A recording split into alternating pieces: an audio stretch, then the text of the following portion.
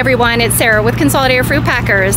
I'm in East Kelowna today in BC, Canada, and I am sampling apples for harvest. I'm currently in a block of ambrosia right now. We're probably a good 2 to 3 weeks away from harvesting here. Gala harvest has started. Macintosh, Honeycrisp has also started in many areas.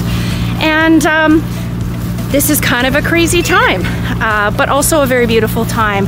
This is when the temperatures start to cool down a little bit. The stone fruit is all off, and now we can switch gears. So let's head into the field and take a look.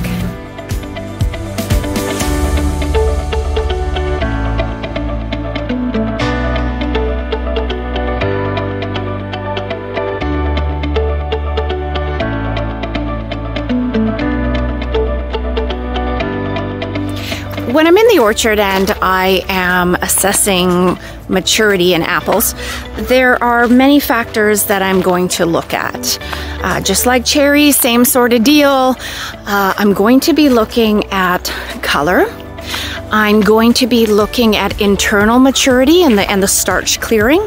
I'm going to be looking at pressure. I'm going to be looking at bricks. I'm going to be also looking at defects and what kind of defects may exist on the apple that could be giving us sort of unreliable information regarding maturity.